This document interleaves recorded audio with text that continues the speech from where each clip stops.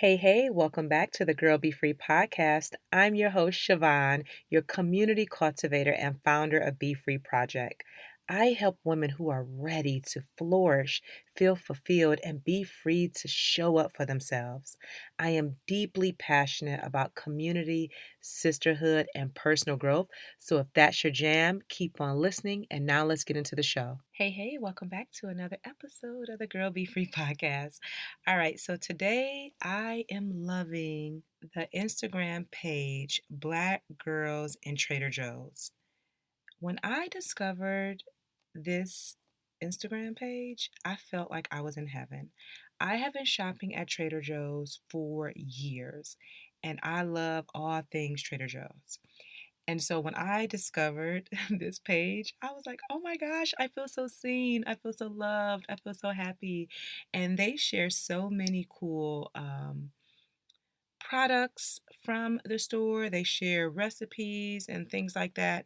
So if you're not following them, definitely follow them. I'll leave their handle in my show notes so you can check it out. But if you're looking for a little joy in your day and you love Trader Joe's the way that I do, definitely check out their page. Okay, so today I want to talk about the good girl persona. I want to have this conversation because all my life I've been labeled a good girl, and I lived up to that image. It started out when I was a child. I remember my mom in different scenarios or whatever, she would say, just be a good girl, just be a good girl. And sometimes I would be rewarded with McDonald's or some kind of treat if I was good. And so I lived up to that role because I never wanted to cause any problems. I didn't want to make anyone upset. I didn't want to hurt anyone. And I knew if I was good, then people would be happy. And so that good girl persona followed me from my childhood into my adulthood. So much so that even to this day, my grandmother will say, "You're my good girl." And I remember as I was maneuvering into adulthood and, getting married and having kids, I just wanted to be a good wife and a good mother based on what society was telling me. And as it relates to motherhood, and I share this in another podcast, because of the dysfunction I had growing up, I tried very hard to be a good mother. And I was competing internally with my mother, trying to do everything the opposite of her. But I could never win. I could never succeed because nothing was ever good enough in my own eyes. And what has happened because of this good girl persona, I have been trapped in boxes. And some of these boxes I created for myself, like the one I just told you about. Some of these boxes were created by society because society tells us what a good wife looks like, what a good mother looks like, what a woman looks like, what a black woman looks like. I mean, I can go on, right? And then also boxes within my family and who and what I should be. And so those boxes have stifled me, and I'm like, who am I? So if you listen to my episode titled Becoming Siobhan, I talked a lot about how I'm learning how to become independent in my own way and figure out who I am and how I want to show up in my life. And so I'm in this space of breaking out of the boxes that either I created or that were created for me. And this is not a easy task. In fact, it's scary and it's very hard because when you make a declaration and you put yourself out there to say, okay, I'm going to process and think through all of the beliefs that I have to decide if they're right for me. And if not, then I'm going to do something about it. And that is a very hard thing. In fact, it is very uncomfortable. So from the moment I released that episode, no, I'll say this even before that, the moment I turned 40, it was like this light switch that went off and I started shining brighter and a lot of things started like appearing to me. And what I now know is that I'm becoming a better version of myself so that I can be in this glow up season that I talk about all the time. And in doing that, I have to break out of the boxes that has had me trapped and tamed. And it is not easy. And I'm sure many of my listeners can relate to this good girl persona of having to do everything right, follow all the things the right way, or cross all the T's and dot all the I's. And you can limit your growth process when you are living a life that is not who you really want to be. And so, as I'm going through this process, the ultimate goal for me is freedom. I have to feel free. I cannot be trapped. And I live my life in a very unconventional way, if you will. Like the way that I mother my children, the way that I parent them, with them being homeschooled for the last 5 years, how I show up in my marriage. Like, there's a lot of things about me that I have broken out of the boxes, even with building a company. This is something that came out of my mind.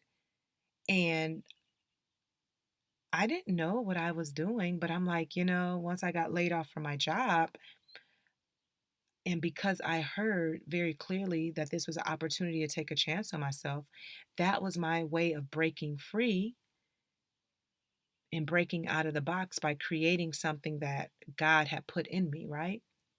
And so there's areas of my life that I'm breaking out of those boxes, but then there's other areas that I'm still boxed in. And so I'm working through that every single day.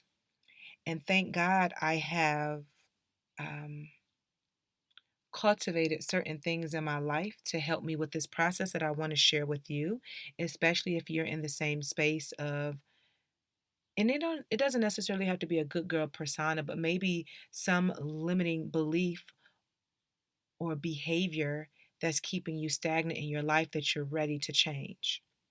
And so these are some of the things that I am doing to break out of my box, if you will. The first thing is I am feeling my feelings.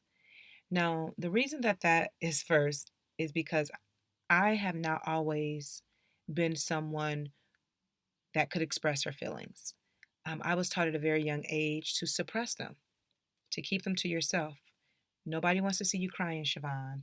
You're going to be okay. And I wasn't really asked, how do you feel? And that actually didn't start showing up in my life until I would say maybe a couple of years ago when I had friends. They were like, Siobhan, how do you feel?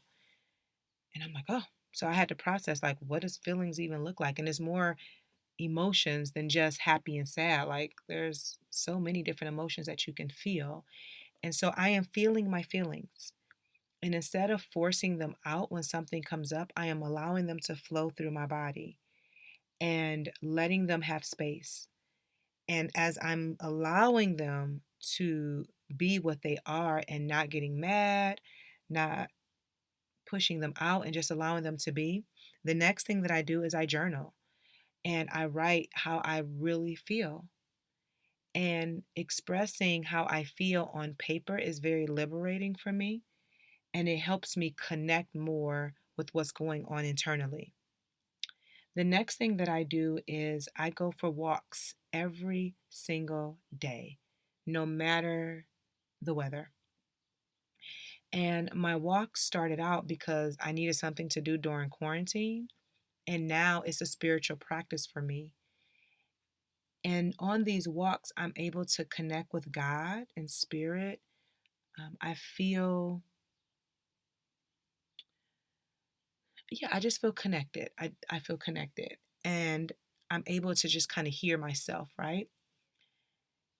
And these walks have been a game changer for me. And I walk for about an hour, hour and a half every day to get in my steps.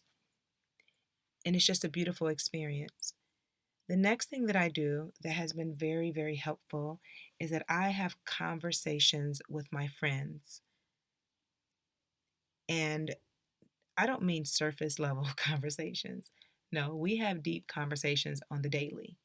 And we ask each other deep questions and we make space for one another. I've been able to be open and honest and transparent and vulnerable with my feelings, and there's no judgment whatsoever.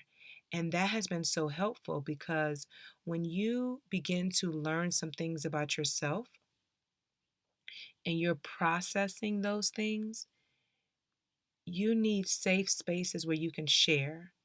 And again, I start with my journal and then have these conversations. And then the last thing that I am doing as it relates to un- getting out of this good girl persona box, if you will, reading books. So there's a couple of books that I'm reading right now to really help me with that. I'll talk about them more a little bit later. It's so funny because as I'm reading, so one book that I'm reading, I have a group of friends. We're reading Women Who Run with the Wolves, and as we're reading it, we actually created a book club. And that book is not a light book, if you will. And so we're reading it in sections. And then we hop on a call on a Zoom and we chat about it. And then I'm reading another book, and I've been sharing passages with my friend, and then we're dissecting it. And so it's been really good to have material that has been able to support me on this journey. And so those are just some of the things that I am doing right now in this present moment. And hopefully, if you can relate, that could be helpful for you as well. One of the things that has been really helpful also throughout this journey is learning how to be a friend to myself first. And I can't say that I've always knew how to do that. And it's something that I talk about in the friendship series, and I give practical and actionable steps on how to do that. And you can learn more about the friendship series in the show notes. There's a link for that.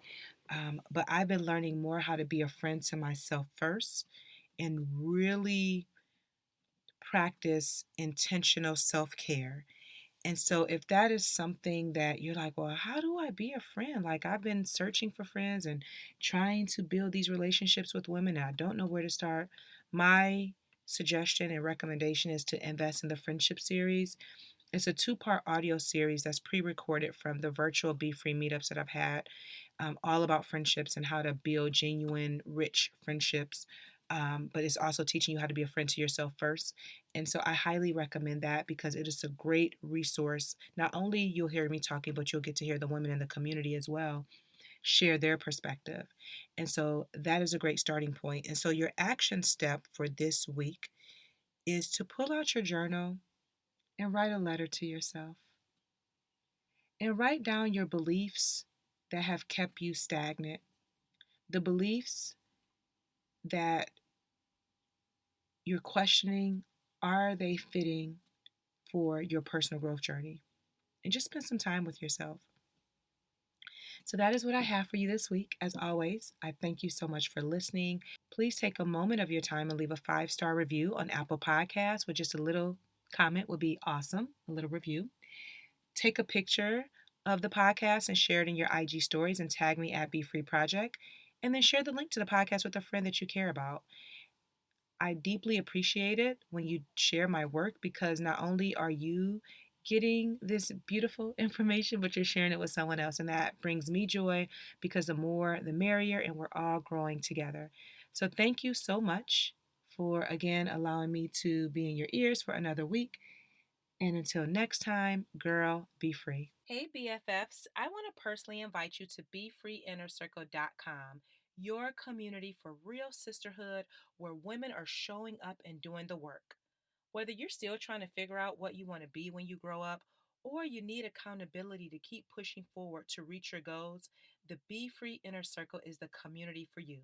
You can expect curated content that will support you on becoming the best version of yourself, live office hours and Q&A sessions where we chat about things like overcoming self-doubt, building your confidence, practicing self-care without guilt, and so much more. Virtual live events from book clubs and workshops with guest speakers, and a supportive and active community of women that will encourage you, hold you accountable, cheer you on, and give you honest feedback and advice. It's the perfect place to be for women who are ready to show up, flourish, and be free. Join today at BeFreeInnerCircle.com.